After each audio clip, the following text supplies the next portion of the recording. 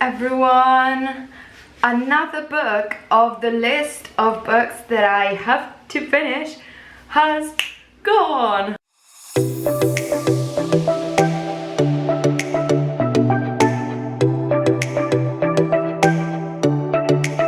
It is this time All of Us Villain by Lisa Foody.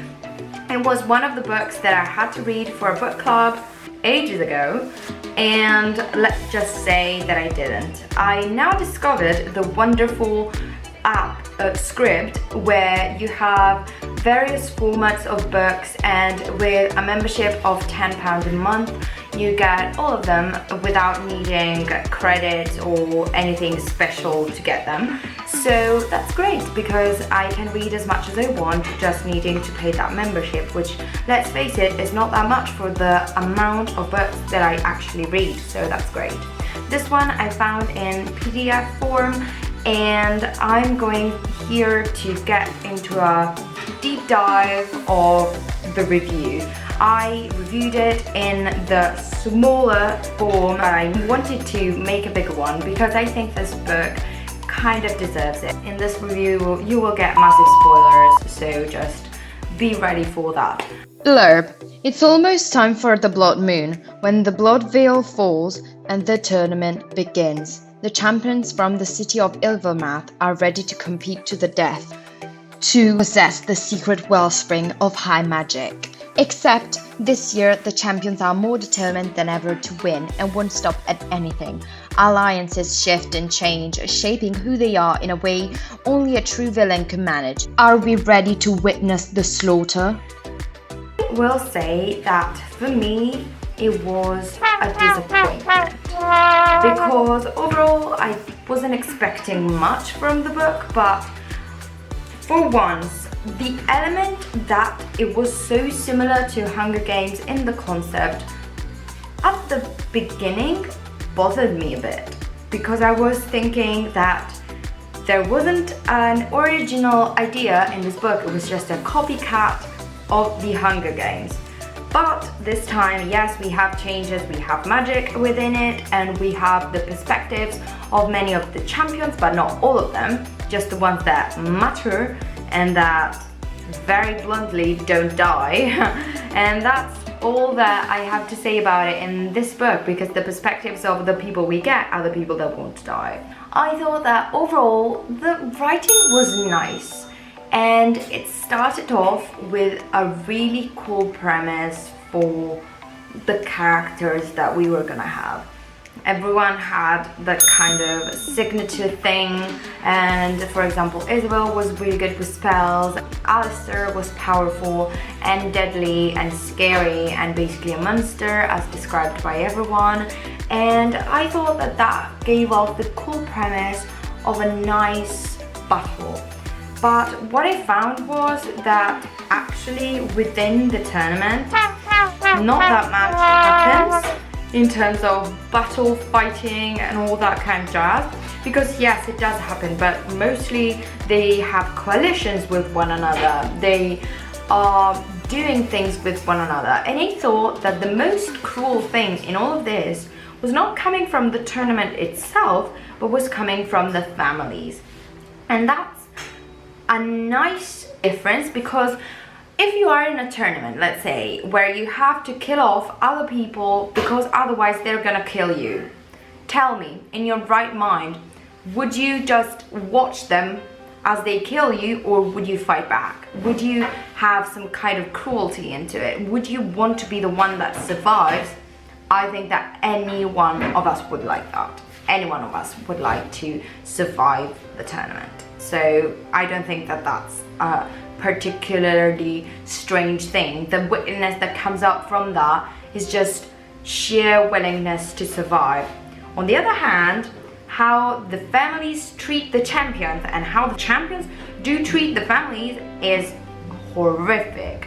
Alistair's family, for once, they do kill his brother to make him more powerful, and righteously he refuses to use the magic that comes from his brother, and this gives up to a massive twist that I won't say, but just say that the family killing the brother God, that's cruel. Second thing, Bryony, the character that I liked the least out of all of them. Perhaps Eleanor I liked a bit less, but Bryony, I didn't like her at all. Super self-centered, super self-involved, and takes off the power of going into the tournament from her sister with this idea of being the big hero and just thinking about herself all the way through. And I didn't like that, and I thought that she was the most evil of all the characters, because the other ones have families that really do treat them like garbage. In Isabel's family, her father is basically gaslighting her to make her be the champion that she ought to be, and he is putting her up with all those thoughts, and I feel that that is kind of making sense because he wants her to win and he doesn't care for her. Same thing with Alistair's family, same thing with Gavin's family. They do not care. On the other hand, in Bryony's family, she simply does something horrific to her sister to get into the tournament with the excuse, I'm gonna save her, which is absolute bullshit, because she just wants to be the champion and she cannot think about her sister being the champion. So I didn't like her at all. And also the past friendship with Isabel, I didn't like that as well, because the way that she acted towards Isabel was, as I said, self-centered and bad. On the other hand, we had a lot of potential for romance between Isabel and Alistair, and that was kind of a twist that in the end none of them chooses the other because of things, and they don't choose each other even though they would like to, but there are other choices that have to be made and they decide against it. And I thought that was interesting because it's kind of a Peter-Katniss situation, but in kind of reverse.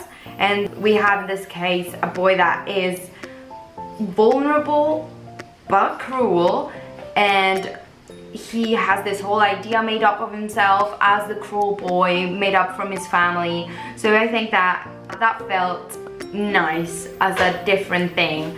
Gavin, I didn't like at all. For once, because I thought that he should have died.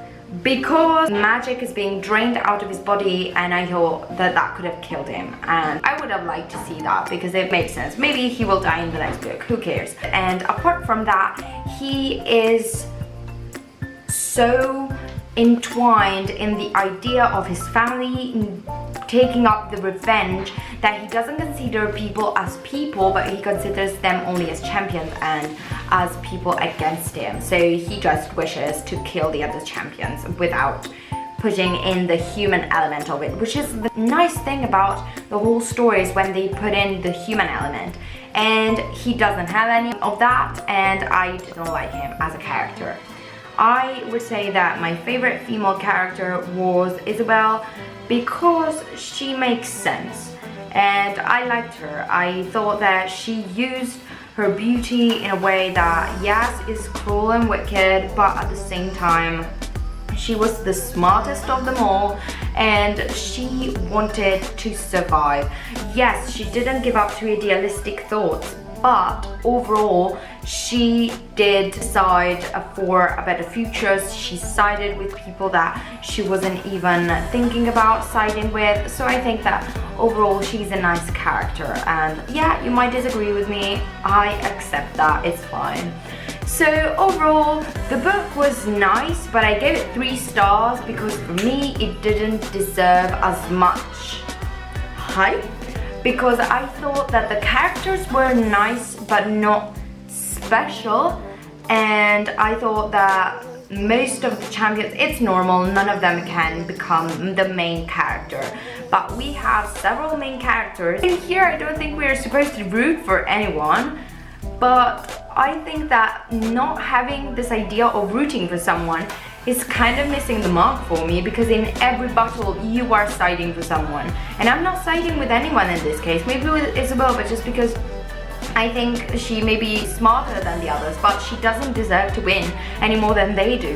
And so I think that that's a nice thought to explore, and you might like that from a theoretical perspective, but from a bookish perspective, I wanted to root for someone by the end, so it wasn't it for me. The writing, it's not special. When I think about the Hunger Games, I think about writing that makes me laugh, it makes me cry. It made me cry at the end of the first book. I was thinking that I was so upset with Katniss for what she did, and I cried because of that. And they had more loaded impact of feelings, whereas here I think we ended on a stall that wasn't impactful. I wasn't really rooting for anyone. I'm not really looking forward to looking at what's next. And I didn't also understand how they were all in this kind of arena and then they ended up going home or going into town. Like, how is this possible?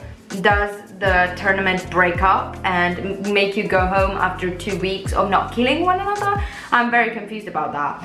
What I liked was the magic. I loved the magic and how it worked, and I thought that was pretty original. I liked that a lot. I liked the courses and I liked how it made sense. So overall, the magic was good. I would say that was the strongest part for me. So we will see what the second book brings about. I will do a review of that one as well and hope that it's not as disappointing as this one was. So we will see for the next one what we think, and I will make a review, so stay tuned and subscribe to the channel, and we will see each other in the next one. Bye guys!